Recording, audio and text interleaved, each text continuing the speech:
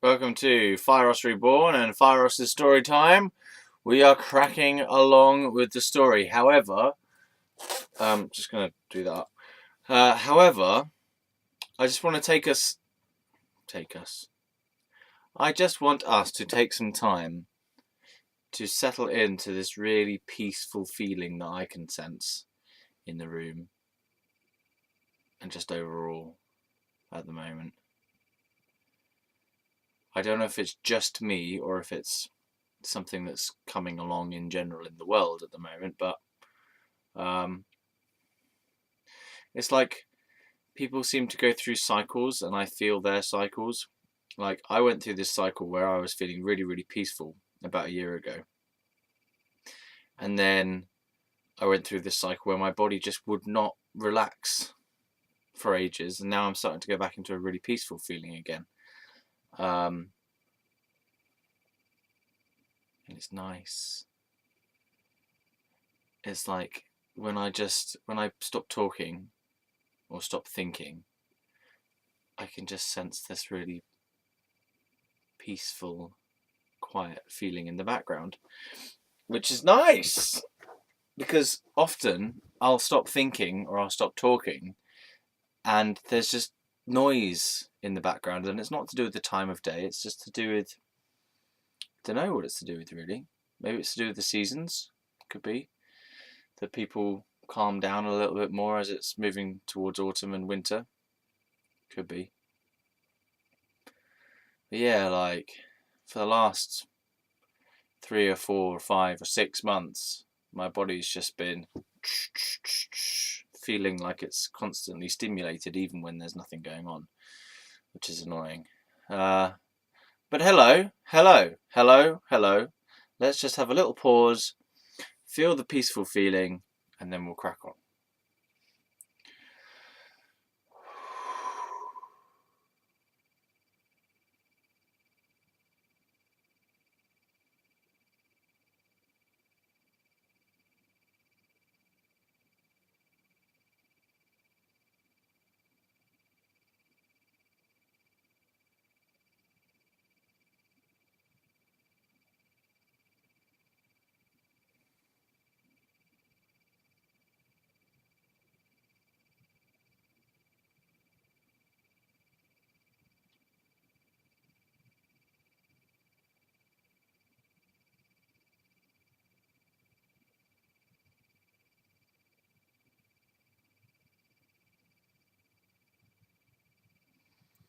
So that was nice. That was a few minutes. Man, I'm not really talking very well today. It was a few moments of nice, peaceful feeling. Then I started to hear some noise. The noise is like, it's not necessarily sound noise, it's energetic noise. It's like people's mental energy and emotional energy starting to get jittery and starting to create noise, mind noise and emotional noise. Like, yeah, so it's annoying.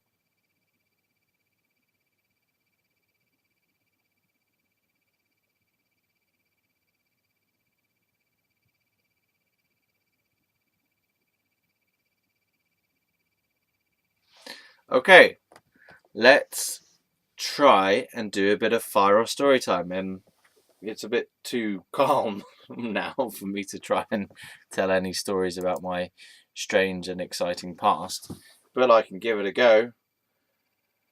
Um, so last time we were talking about, what were we talking about? Oh yeah, so we just introduced ourselves to Mrs. D, the lesbian. Right, lesbian in inverted commas, because she didn't really display many lesbian symptoms, signs of lesbianism. Symptoms, so it's a disease. Sorry, that was, I don't know what's going on with my face and my vocal cords. I'm just talking out my fucking face ass. Right. Yeah. So where did she come from? I don't know. She came from Baton Rouge, Louisiana, Mrs. D. And she showed up one day in the hostel. And I believe I was sat round a table with an Egyptian guy. Okay, let's just say this video is most likely going to offend everyone and anyone in the world. So this guy was Muslim, Islamic, whatever. I think he would describe himself as a Muslim. He was an American Muslim. He wore glasses, and he was an intelligent person. But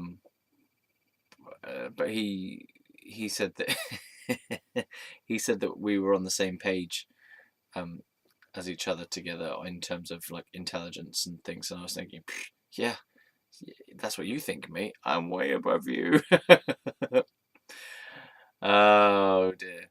So I was having a kind of discussion with him about the fact that he wasn't allowed to eat pork, and he was only allowed to eat halal chicken or something. It may even have been that he wasn't even allowed to eat chicken. He's decided that he doesn't, or he didn't eat lamb. I can't remember. I think he was eating a chicken. He was eating a chicken kebab because he wasn't allowed to eat lamb. I don't know. I can't remember what he was saying. But the argument was that we were having was that because he'd chosen the religion, that he therefore no longer had to make any choices with regard to that specific dietary choice. Because he'd already chosen the religion of Islam, therefore he'd taken on all the rules around the diet, so that it wasn't a choice anymore for him to go and only have the chicken kebab as opposed to anything else, because he'd already made that choice when he made the choice to take on the religion. And I was arguing the point that, well, it's still a choice to continue subscribing to that religion as you go along. It's still a choice every day that you're making every day to choose to have the chicken over the lamb, even though you're kind of giving up your power to choose by saying you've like given that to the religion, because it's a fallacy. Like, even if you say, "Oh, I'm not making this choice anymore," but you are still making, like, no one else is walking to the place and buying the kebab unless someone else actually is doing that. But no one else is eating it for you, so you are still making that choice. That was what I was saying anyway. And I think that applies to all sorts of things actually. That's just a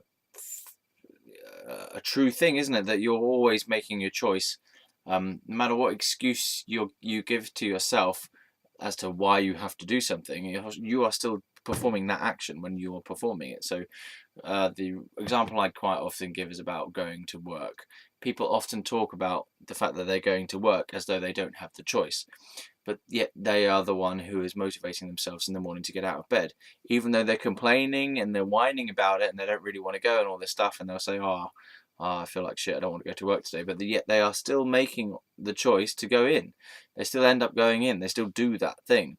So, and they could choose not to, and to suffer the consequences of not going to work and whatever that would entail, or they could choose to negotiate not going to work, or to choose to quit that job and get a different job. Does that make sense? So it's always when people are doing something actively and pretending that they have no choice, I find it very strange.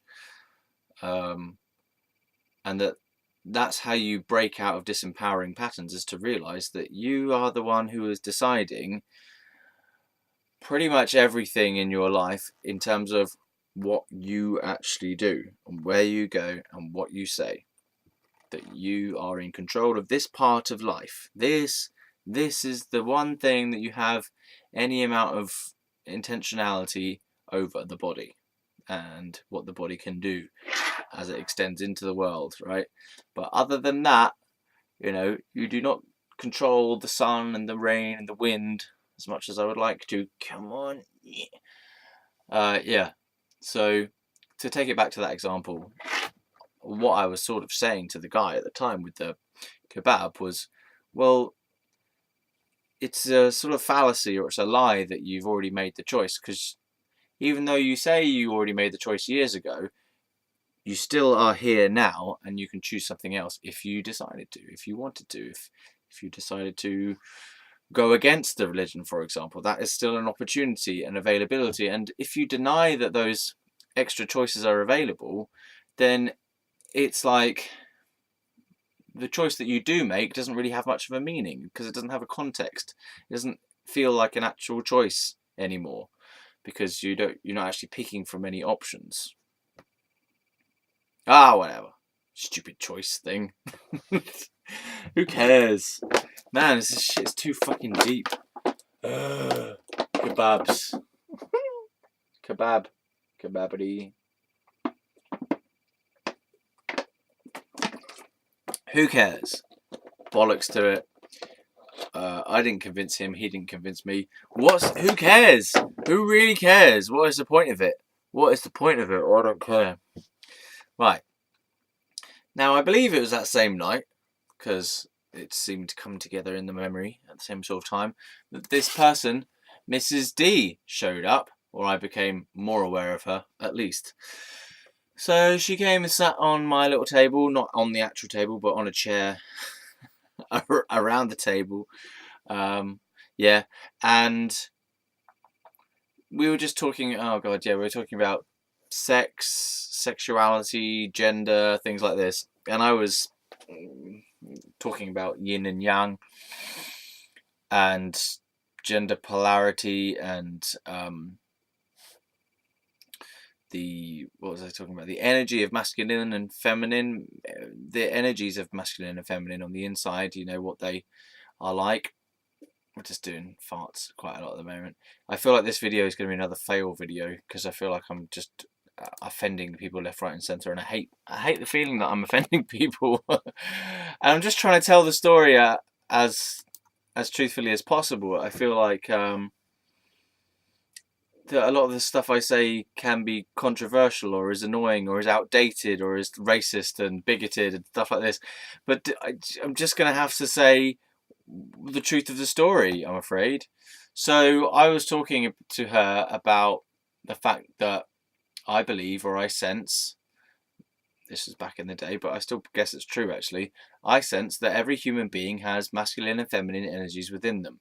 So no matter whether you have the male sex organs or the female sex organs, within your body, or a combination of both, within your body you have masculine pulls and feminine pulls in terms of like emotionality, in terms of characteristics, in terms of feelings, and at a more subtle level as well. There's this kind of feeling that that there's these like inner energies that are deeper than well, they're more like essence. You have certain essences that are more present. So, for example, you could see that someone who is a female of female sex manifests with a lot of masculine traits, either in their body or in the way that they conduct their life. And then this is when it becomes a bit blurry, because then you say, well, who's defining what's masculine and feminine in terms of the traits? Why should it be, for example, that being strong-willed, motivated, driven, and hard and defensive in your approach to career and life in general, hard-nosed, who's to say that that's masculine necessarily? I think it is. That's just me. Yeah, so it gets all, this is where people are going to get really fucking pissed off about the whole gender thing with me, and I think it's just such a rampant area for controversy, because everyone gets really fucking sensitive about it, and everyone gets kind of like pissed off if you say that they've got masculine traits when they're the feminine, or they've got feminine traits if they're masculine, and it's just, I don't know, it's winding me up already to talk about it. Actually, it's already annoying me, because I feel like, in a way, this is just my personal feeling about life, and I don't even really care about it anymore. I mean, I used to care about it, but I mean, I used to be interested in sensing the differences between when someone was manifesting masculinity and when someone was manifesting femininity. And you can see people go through phases in a day or in a conversation even,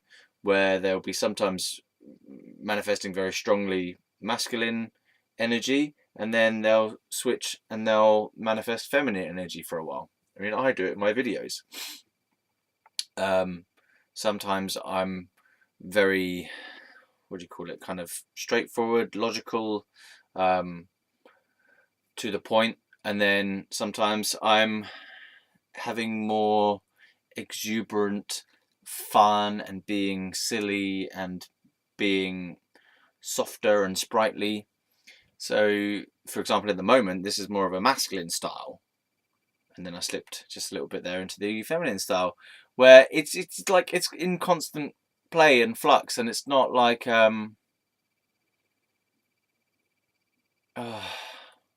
it's more like a feeling. Like I used to pay attention to how I was feeling, whether it felt masculine or feminine. Now, as I say, I don't really care. I've tuned out from that, or I've just, both are okay, so I don't really focus on it anymore. But other people seem to be quite sensitive to the fact that they either want to be really, really masculine if they're a guy, for example, or they don't want to be masculine at all. Often gay guys who I've met are not identified with masculinity, they're identified with femininity in themselves, which can manifest as campness and this kind of playful girlishness, I suppose. I feel like I'm offending people again. Femininity, but in a male body. And then in women, you find you get your really girly girl, your girly woman, female person who's interested in all things that are feminine, I suppose. And then you've got your more masculine woman who is who takes on like masculine roles and has what would be traditionally associated with masculine goals, masculine roles and masculine goals, and who manifests in their energy and even in their body. For example, you get the butch lesbian type, who is broad-shouldered, stronger, bigger arms, you know, the short hair, and they're attempting to manifest their physical appearance to be more along a masculine energy line.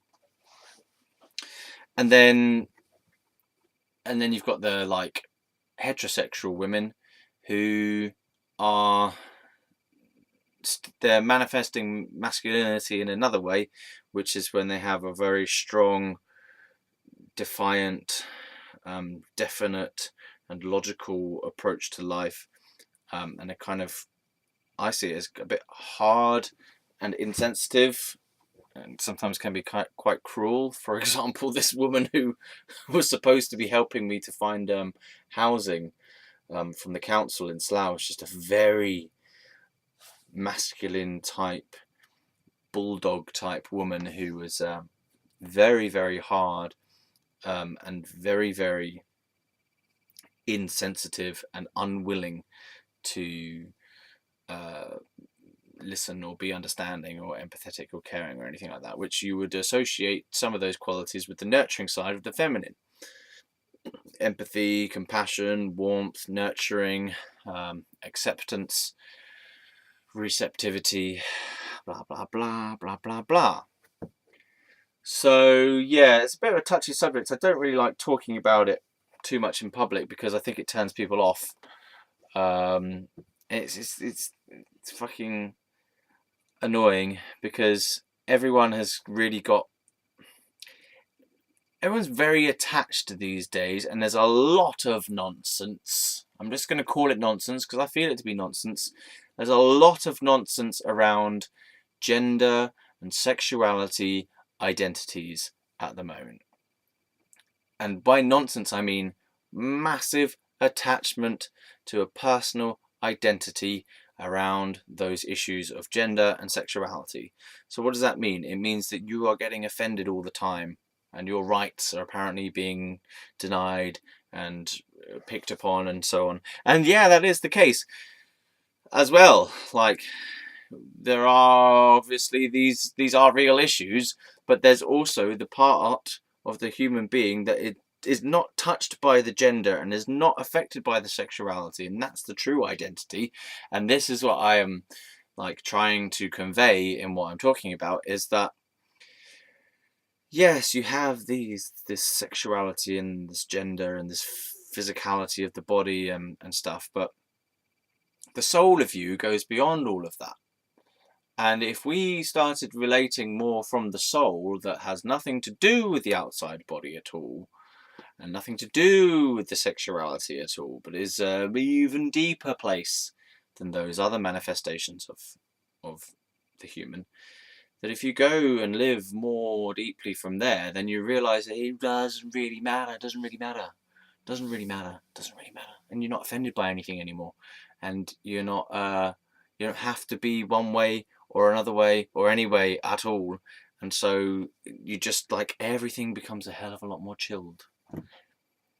And in a way, when I see all these kind of discussions about gender identity and gay rights and transgender rights and stuff like this, I think it sucks in a way, because I think it sucks from all angles, because it sucks for the people who are feeling they don't have their rights being upheld, or they feel like they're being picked on or bullied or being downtrodden by society.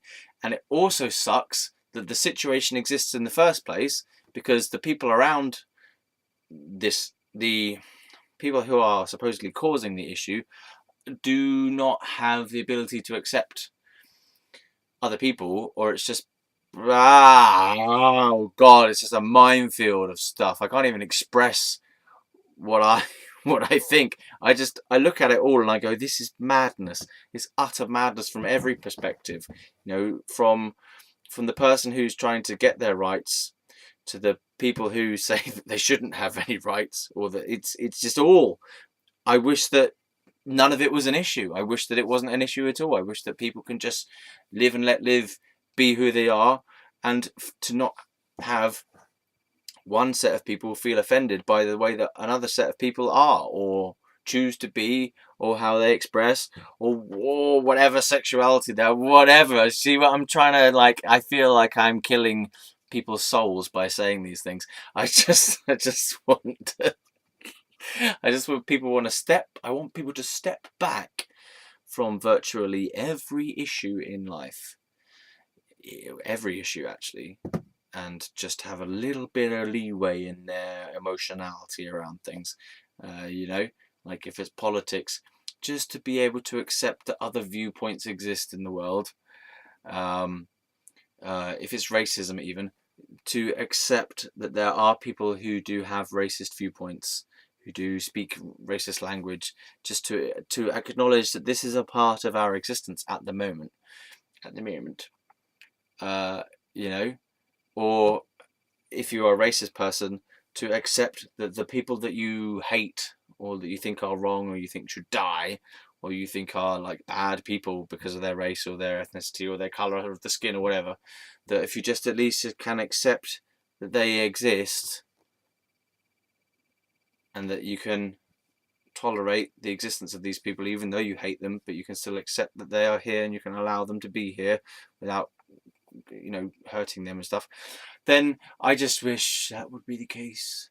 And I feel like maybe I won't upload this video, but no, I will upload this video even if it is controversial, because fuck's sake, it shouldn't be controversial. I don't care anymore.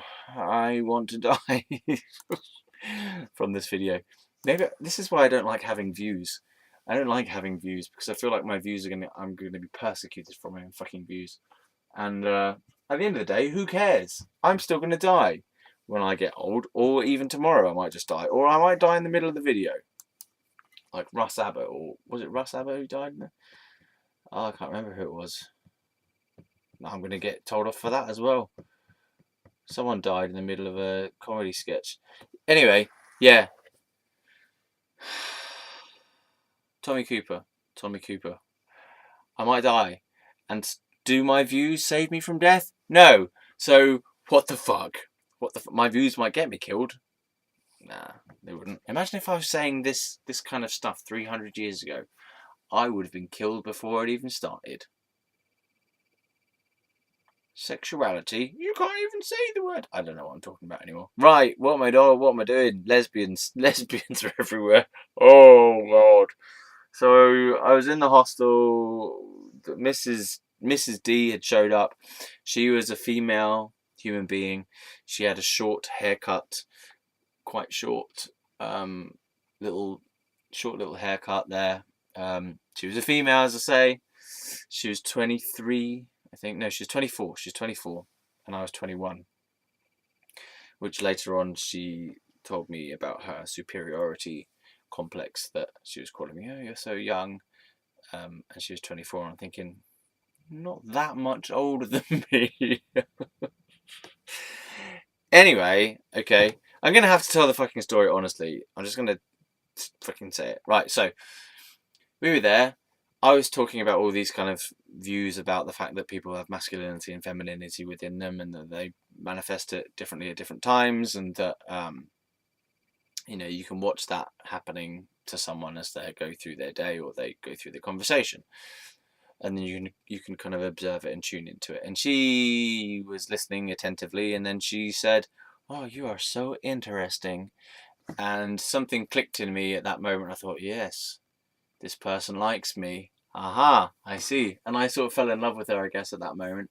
And I think that I probably would have fallen in love with anyone who would have given me that amount of attention. Because it's very charming to be attended to in that way.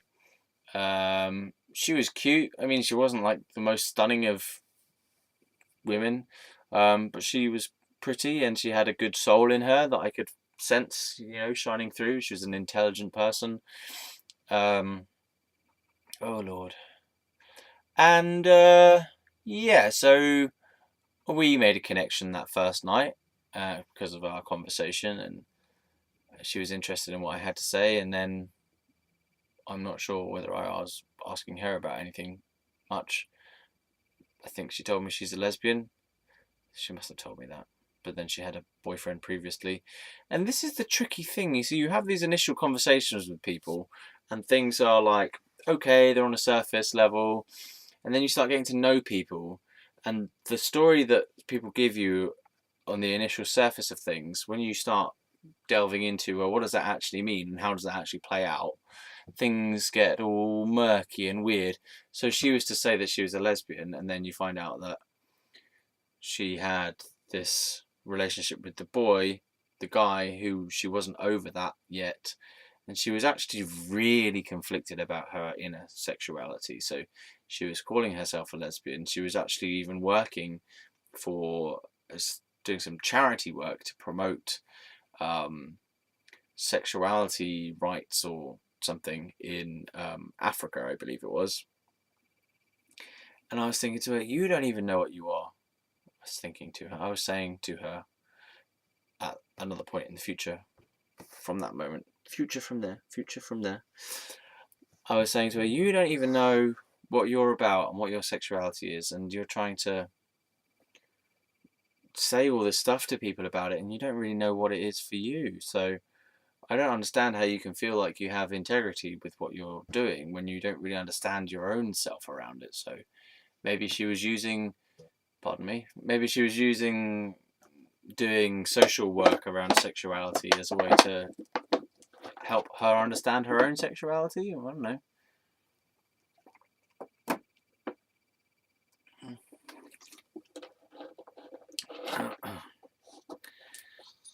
Anyway, so I found her attractive, and I felt like she found me attractive as well. We'd obviously made a connection. She would come and talk to me a lot, and she made me like lunch in the hostel. She would like boil me some pasta and stick some onions in it and put some cheese on it, and I think she made spaghetti bolognese for me one time.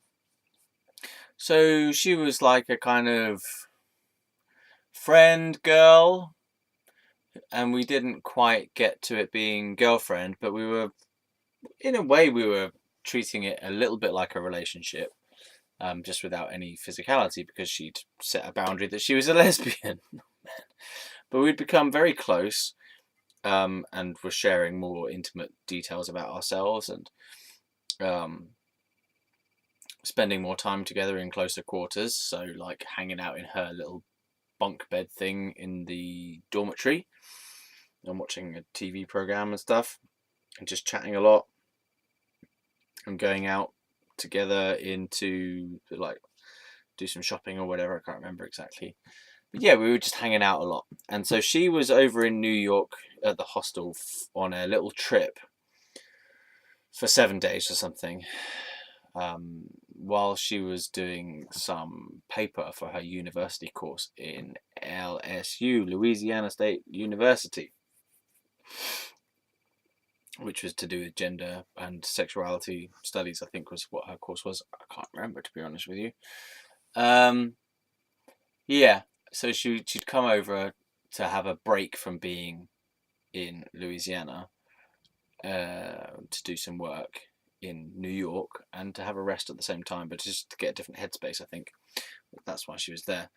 And so she did that stuff, and then she was going to go back after that 7 days. But during that 7 days, that week we had together, we got to know each other quite well and made a really decent friendship, and had this kind of, there was a chemistry, a romantic chemistry about it that I felt, and then I felt like she was in denial about it because of the whole lesbian identity that she had formed around it. She wouldn't allow herself to consider or to feel the chemistry that was there fully. She would just kind of blank that off in a way, like, and pretend it wasn't there, even though it was quite obvious that it was there.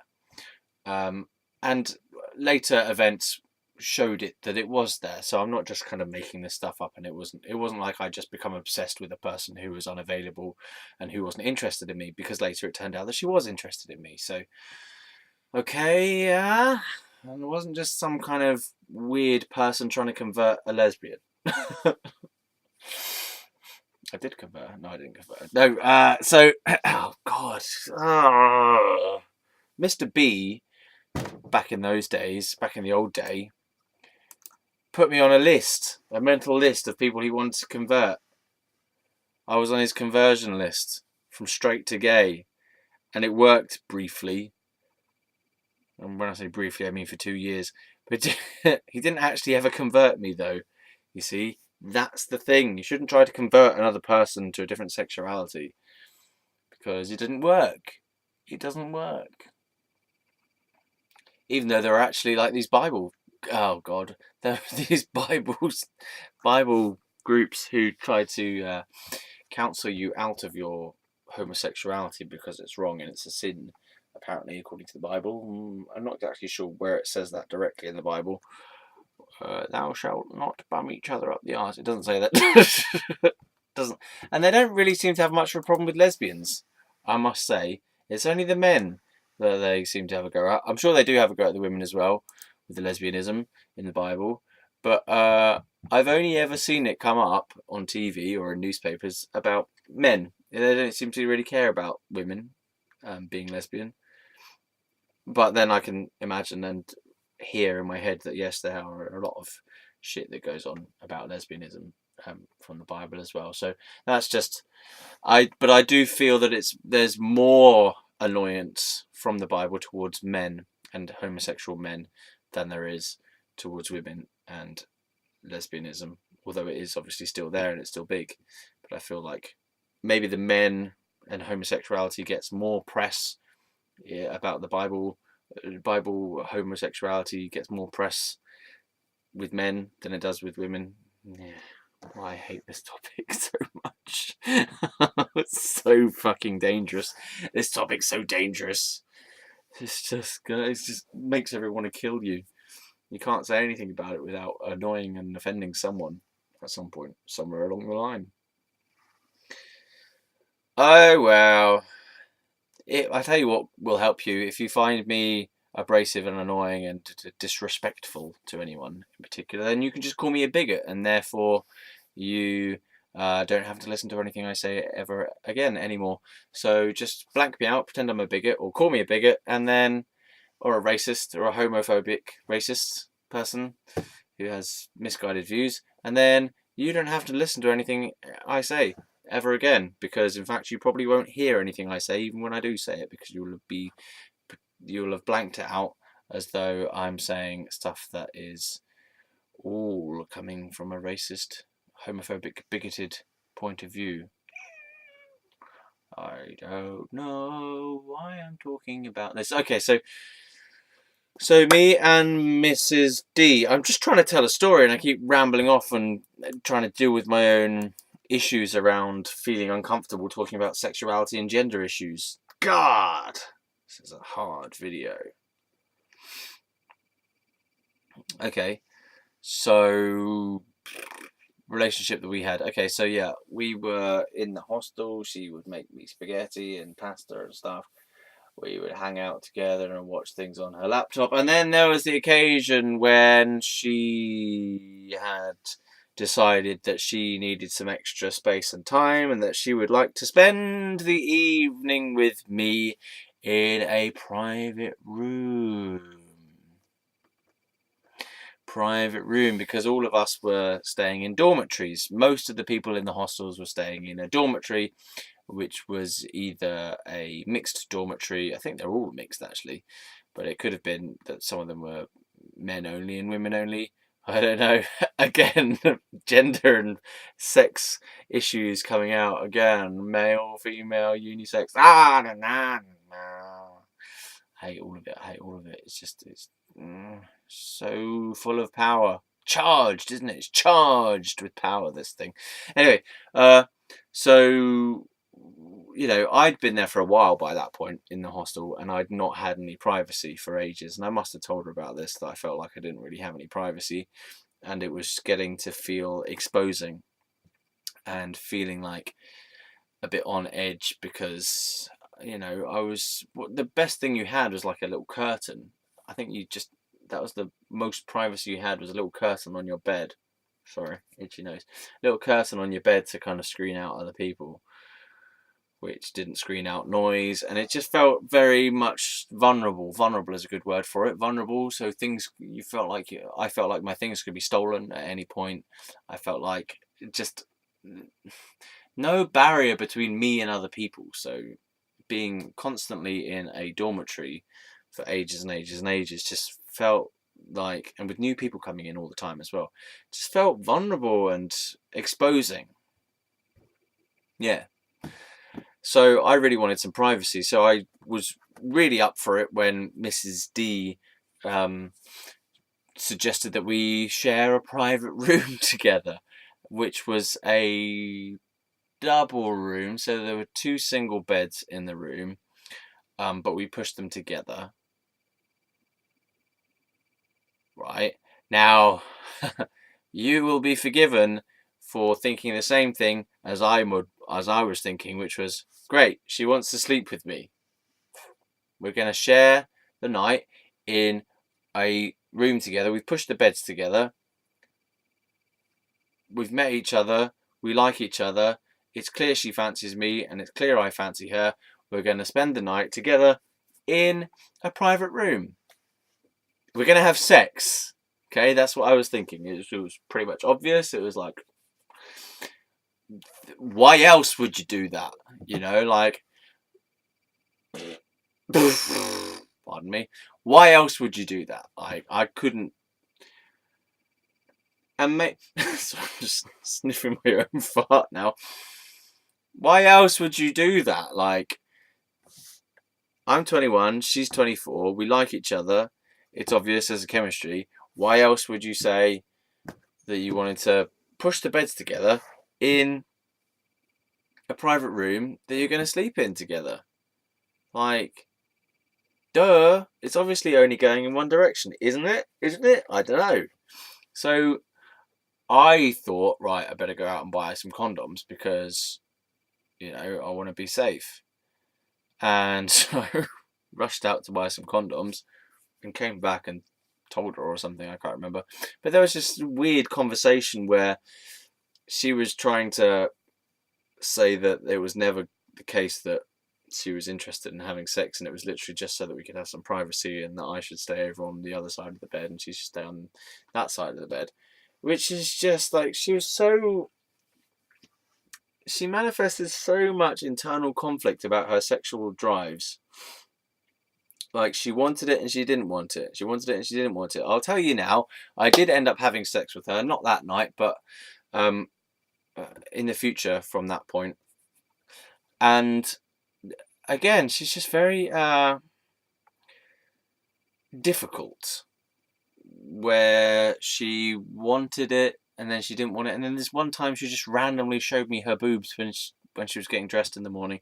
And it was like I was staying in her bed with her, and then she was trying to maintain that she didn't want any sex. And then one time we both had a drink and then we did have sex. And it was just bizarre, like how much she obviously liked me and fancied me and wanted to have sex with me and to be intimate with me, and that then she would push that away and pretend it wasn't there and try and fight that because of what? I think it was mainly because of the lesbian identity, that she really wanted to uphold this sense of her being an identity, being a lesbian, and yet the rest of her behavior was along the lines of that she finds me attractive, she wants me to be with her, she wants me to stay with her, she wants to be intimate with me, and then she would remember that, oh yeah, I'm supposed to be a lesbian and I shouldn't be doing this. So it's a very strange and very confusing for me to be given like these signs moving in one direction, and then for them to be told that they were incorrect and that I was misinterpreting the situation, and then to find out that I wasn't misinterpreting the situation, because she decides that she does want to have sex with me. And it's just like, oh man, you're a mind fuck woman. You are a fucking mind. Your brain. And I was quite clear. I knew what I wanted. I knew why I was there. And I would be saying that's why I was there. But she was like, yes, no, yes, no. When people have a yes and a no in their brains at the same time about something, and they manifest both the yes and the no as they go along. So they're 1 minute they're on the yes side of it, and the next minute on the no side of it, and they never just say yes or they never just say no and stick with like one of them and make a decision about what it is that they actually want in a situation. Ooh. I was going to say women, but it's not women, it's that particular person. Oh, Mrs. D, sort your brain out, Why? How did I get sucked into that? Yeah, but at the beginning, we're still in the hostel, right? So let's just coagulate our thing into just the hostel stuff. So, yeah, so we booked out this, or she booked it out, sorry, she paid for this private room for us both to stay in. And I was thinking, yeah, we're going to have sex, woohoo, awesome, go out and buy some condoms. And then I came back from buying the condoms. She asked me where I'd been, and I said, oh, I went out to buy condoms or something. And then just got into this tense, conflicted conversation about whether or not we were going to have sex. And where she was basically telling me off for buying condoms and then praising me for buying condoms, because I was wrong to assume that we were going to have sex, but that it was good that I bought the condoms, because if we were going to have sex, then it was good that I had bought condoms because I had been safe. So what do you want out of me, you crazy fucking person? Like, you want to tell me off and praise me in the same conversation? What and why do you present such a problem, around sex? Why do you present this very simple, innate piece of chemistry, biological, and then you take it and you turn it into a giant constellation of issues and problems? And I can only presume that it came about from stuff that is deep buried in her past, that she had, I don't know, sexual abuse in her past or something, and she found it difficult to approach the topic of sex and sexuality, and that's why she had so much conflict around it in her whole life, which was to do with the sexuality identity itself, and then the approach to sex and sexuality, like getting intimate, she wanted it, and then as she approached it, she found it difficult to engage with and stuff like this. I don't know, man. I don't know. Like, if you're a lesbian, then why do you invite a boy to hang out in your room and sleep in your bed with you? It's just like, what are you up to? And then why do you have sex with them? And why is the last guy that you were with in a relationship a guy? Just I can't understand it. And I was trying to I don't know what I was trying to do when I was with her. I suppose I loved her. I loved her. Oh, I fancied her, and I loved her. I did love her because the connection that we had, apart from all the different conflicts and stuff, the connection that we had was quite authentic and quite honest and quite. We were relating genuinely to each other, and even when we were having our stupid arguments about stuff, we were still expressing our true feelings and our true beliefs and views and understandings and whatever. So yeah, I loved her. I loved her. All right, so fucking kill me. I loved her, and yeah, so there was a loving connection between us. You know, it was an honest relationship, for the most part, and a loving one as well because we cared about each other. Apart from when it just got weird around sex. Hmm.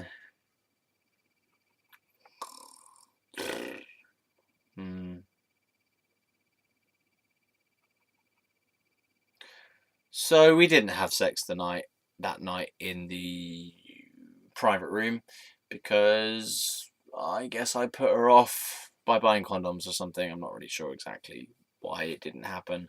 Maybe genuinely she didn't feel like it, but she didn't telegraph that. I don't know. It was annoying. It was a really annoying conversation to have. It was a very kind of tense, and it's like the conversation that we were having in that private room about whether or not we were having sex that night was just very. I felt like I felt like I'd done something horrendously wrong from the way that she was speaking about it, and that she was really like shaming me and upset with me for the fact that I had assumed that we were going to have sex.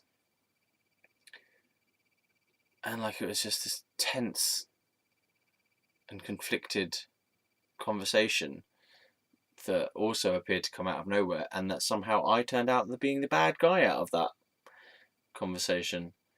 Yeah, actually thinking about it, she did that quite a lot, that she would make me out to be the bad guy.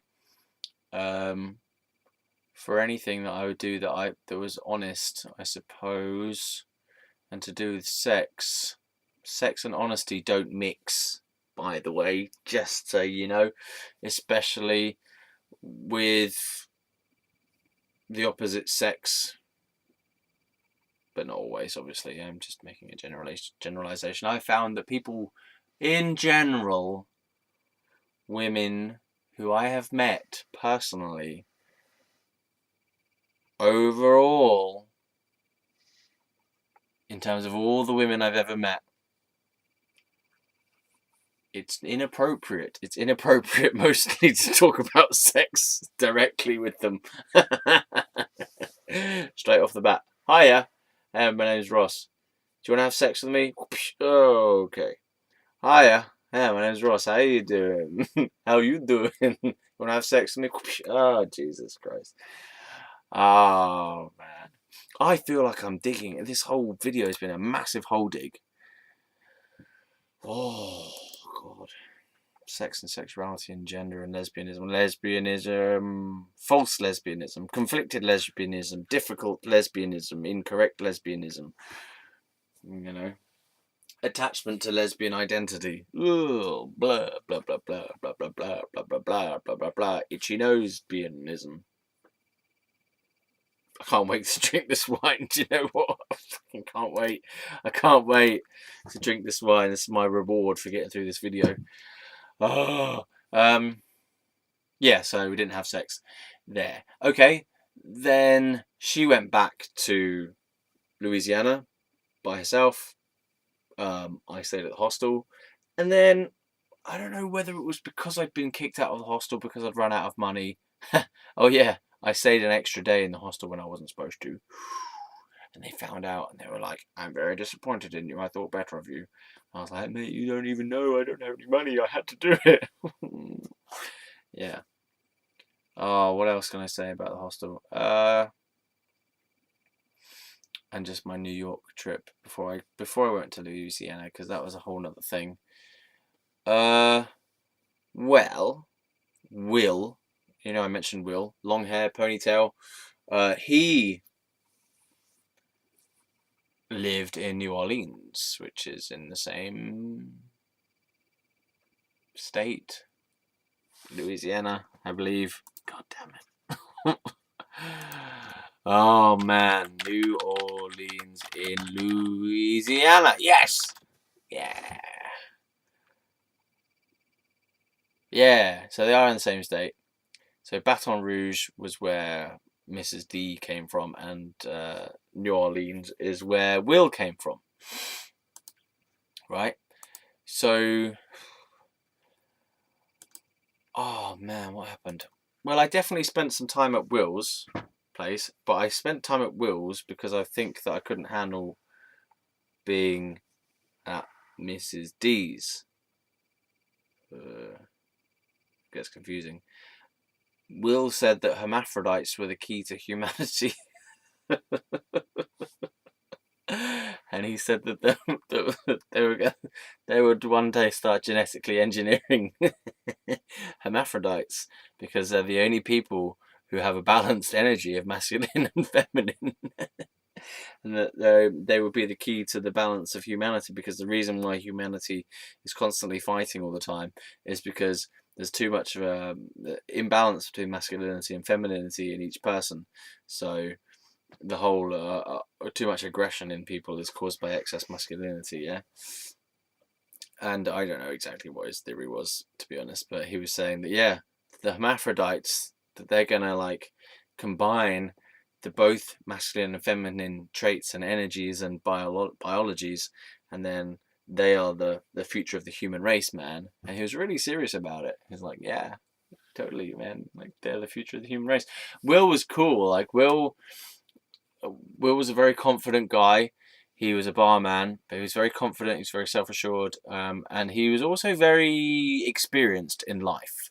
So I don't know how old he was, like 35, 37, max 40. But he was very experienced in life. So he'd gone through a lot of shit. He'd had this ex-wife who turned into a psycho, as I mentioned previously, who was like rinsing him clean financially for child support benefits or something, or like he owed her a load of money from the divorce or something. I can't remember exactly. I remember him saying something like 40 grand. He owed her 40 grand from something or other that he had to pay over a period of years, something like that.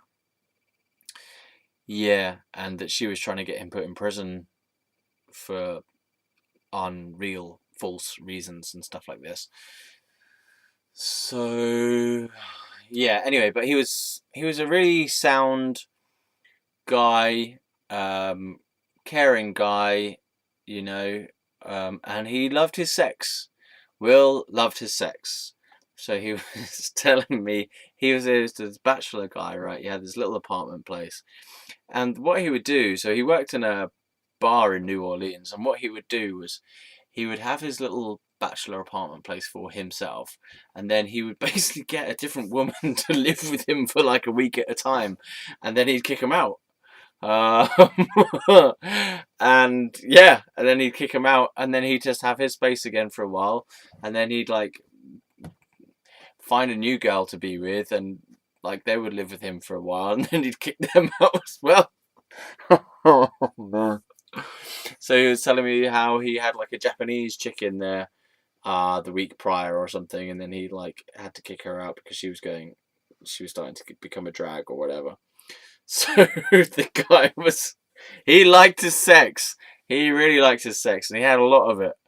So he'd basically get a new girlfriend every couple of weeks and like be with them intensely for a week or two or something in his place. And then that's it. So he was very like, one of those guys who was constantly sleeping around and having new sexual partners all the time, and just really loved his sex. He loved his sex. He had his whole bed boudoir thing. I guess he was into some kink as well. I'm not really sure, but yeah, he was just always telling me stories about these different women he'd been with. Oh dear. Will, what a guy. And he was very cool. Like he was very, as I say, very knew himself quite well and knew his values and his beliefs and his boundaries and stuff very well. It was slightly strange though. Um, I don't know. Um, yeah, and I say that he knew himself quite well. No, what was the thing? He used to give this little. He had this little phrase, which was "That's just how I roll. That's just how I roll." Um, to do with whatever it was that had come up, and I say like, Will, what are you up to there? Well, how come you've done that? And he's like, that's just how I roll, baby. I was like, okay, cool, fair enough. And it was quite cool at the time. I thought that was quite cool. Um, seemed quite confident and self-assured. But now thinking about it, it sounds a little defensive. Now that I think of it, that maybe he doesn't want to expose himself too much.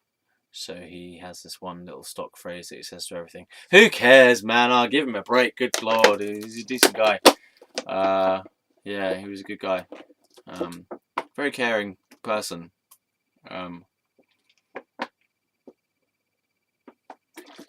I had the feeling that he was a very sane person, very like level-headed, very down to earth. Like, so he would, for example, I feel that the way that the women issues were going with him was that the reason that he kicked the women out after a while was because they just started being too much. That I guess he picked women who he just wasn't very good at picking women who were stable, mentally stable, and he found them to just drive him crazy after a while. So he ended up kicking them out. Fine, fair enough, whatever. Yeah, but I like that guy. And I tried to look him up on Facebook afterwards, and I just couldn't find the damn guy. He might be dead now for all I know. Half these people I met there might be bloody dead by now, but those are good stories. So yeah, back in the hostel, Will, tall guy, ponytail. I've told the bit about the fact that he was trying to get a bar job every time he came to New York to the hostel. He just ended up going to the bars, trying to get a job there, and not getting a job. So he just ended up drinking a beer most of the time in the daytime. He'd get up, come out to the little tables out in the garden bit, and just drink a beer and get his beer buzz or whatever, and just hang out. The hostel was great for just hanging out and talking to people. You know, you could just sit in a chair, right, not do much, and just you'd be having, I don't know, 50 different conversations per day, just because people are always buzzing around and new people to talk to, or talk to your friends who you already know from there. Yeah, it was great. It was really, really sociable. Really, really great place to just to be sociable and to interact with a lot of different people from all different types of places, and to get to know people really well.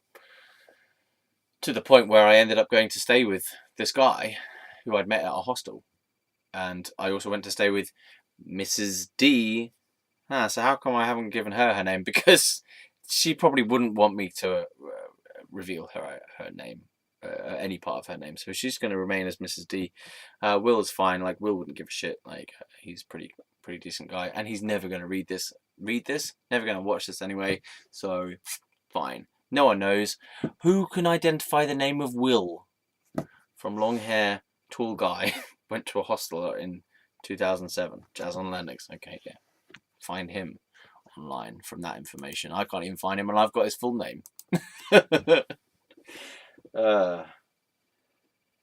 Okay, so that's Will and his rampant sex life. And he was always telling me a story about the last crazy girl that he'd been with and the crazy things that they had done together sexually, and then the reasons why he'd ended up kind of kicking her out. Kicking her out. Oh, God. And then the whole story about the hermaphrodite thing, that was interesting. Yeah. Oh, while we're on the topic of random stories, Anthony was shared an interesting view that I hadn't heard before, which was that, what's his name? In the Bible, Judas. He shared with me this viewpoint that Judas was actually supposedly Jesus's like best friend, like the best disciple, and that Jesus had told Judas on purpose to betray him. So it was a command to betray him, not not like a prediction. He was telling him to betray him, because Jesus's whole plan was that he should be crucified, because that was the plan that God wanted to make happen. So Judas didn't technically betray him, but Jesus and Judas were in a deeper cahoots with the whole thing. So yeah, that's what Anthony told me anyway, and I thought that was a pretty good. I thought that was pretty cool. It was pretty cool just because it was different, a different interpretation to one that I'd ever heard. I'm sure that interpretation is quite popular now. But yeah, apparently Judas, according to this viewpoint, that Judas was Jesus's like right hand man, proper style, and that they were in a deeper level of cahoots than the rest of the disciples as to Jesus's kind of plan of God. So anything that makes Judas look bad in the Bible is part of the plan, that they'd arranged it to appear that way. There you go. There you go. That was a view. Judas the second Jesus. Oh man. Judas and Jesus were brothers. Yeah, that's another thing. Brothers. Jesus' brothers and sisters. Yeah. Oh, I can't be bothered. Okay, well, we've got past the hour now, and to be honest, I think I've pissed myself off too much. I've drained myself talking about all the sexuality bollocks. This whole thing has been about sex and sexuality, hasn't it? And Judas now. Just gonna call it Judas. Just so it avoids the whole sexuality issue from the title. Judas Iscariot. I don't even know if that's his name. Why do I distrust myself on so many facts? What is Judas Iscariot? Iscariot. Yeah, I got it right. Yay! Okay, bye then.